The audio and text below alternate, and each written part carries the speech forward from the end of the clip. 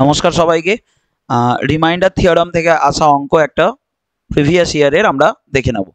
একটা সংখ্যা আছে n, তাকে যদি 6 দিয়ে ভাগ করা হয় তাহলে ভাগশেষ থাকে হচ্ছে 3। তাহলে n² + 5n + 8 কে যদি 6 দিয়ে ভাগ করা হয় তাহলে কত ভাগশেষ থাকবে? তো এটা সবথেকে দি বেস্ট অ্যাপ্রোচ হবে nটাকে তৈরি করে নেওয়া। বলো, এমন একটা সংখ্যা যাকে 6 দিয়ে ভাগ করবে 3 ভাগশেষ থাকবে, তার মানে সংখ্যাটা হবে কত? 9। আমরা হিট অ্যান্ড ট্রাই করলাম। তো এবার আমাদের তাহলে n এর মান কত হলো? n এর মান হয়ে গেল 9। এবার আমরা এখানে n এর মানটা বসাবো। তাহলে n² মানে 9² প্লাস 5n মানে 5 × 9 প্লাস 8।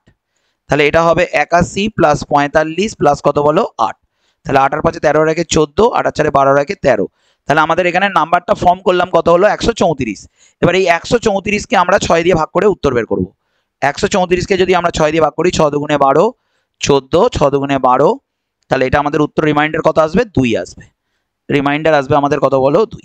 এইটা হবে দি বেস্ট অ্যাপ্রোচ। ধন্যবাদ সবাইকে।